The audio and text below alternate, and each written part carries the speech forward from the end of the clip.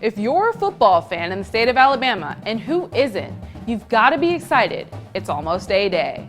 I'm Natalie Pierre with your look at A-Day 2015 by the numbers.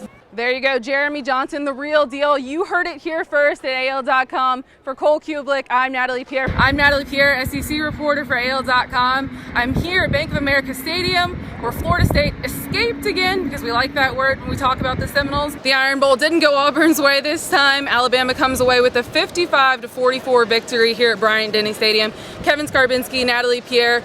What was the biggest thing? I mean, when you look at the yardage, first downs, plays, Auburn ran about, 29 more plays than Alabama and lost this game. What was the biggest thing from this Auburn team that you took away? Alabama may be a college football state, but its basketball coaches are getting paid as well as anyone. I'm Natalie Pierre, and this is your look at hoops around the state by the numbers. Well, what people want to know is, who did you vote for? I voted for it. I know AL.com, if you've been following our rankings, I know I had Auburn voted as the #1 in the league, but I actually have Alabama winning the West. So you changed your mind? I did. From your earlier prediction? You know, Did you like Kenyon Drake's suit? What was it that influenced you to flip-flop this time? Just as things continued to go, I mean, I felt good going into the spring games and everything about Auburn's offensive line and some of the questions that they had on the line of scrimmage. Obviously, Auburn lost some depth in the secondary since I made those predictions. So I think it's the combination of, there are a lot of things that have to come together. Jeremy Johnson can be a great quarterback, I believe, for Auburn, and I think he's going to be a really great quarterback.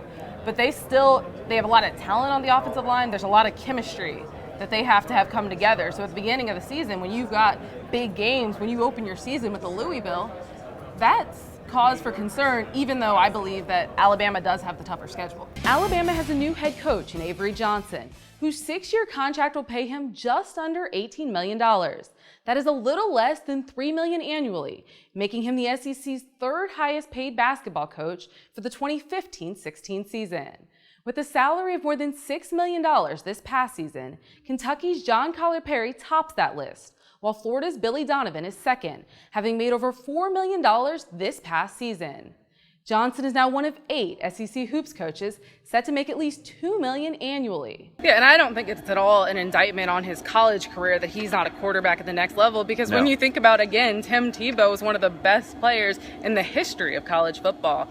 And he wasn't an NFL quarterback. I think it really just speaks to the differences in the college game as compared to the NFL, where these spread offenses you see in the college game, you don't need a guy that can drop back and throw balls in tight windows and do things that you have to be able to do in the NFL. Amari Cooper and Landon Collins will soon add to Nick Saban's historic run of Tide players selected to play at the next level. I'm Natalie Pierre, and this is your look at Alabama's success in the NFL Draft by the numbers.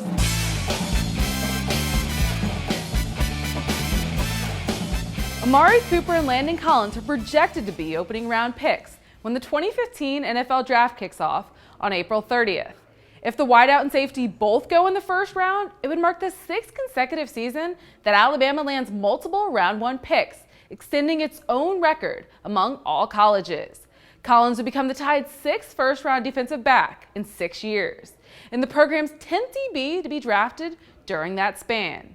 And Cooper will likely become just the 2nd Alabama wideout to be selected in the first round during the Saban era. The other, Julio Jones. Saban's 16 first-round selections at Alabama is a program record. Bear Bryant had just 14 opening round picks during his 24 years leading the Crimson Tide.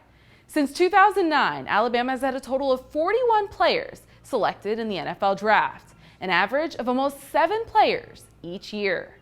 Overall, Saban has had 82 players drafted, which ranks 3rd nationally among all active coaches. South Carolina's Steve Spurrier is 1st with 99 players drafted, and Virginia Tech's Frank Beamer is 2nd with 92. However, the numbers tell a different story when you take into account the years each has been a head coach. Alabama's had a nation-leading 30 players selected in the NFL Draft over the last 4 years, while LSU is a close second with 29, and Florida State is third with 25. After having at least 7 players drafted each of the last 3 years, Saban is on pace to do that again, Between 7 and 11 Alabama players could hear their names called once the 2015 NFL Draft begins.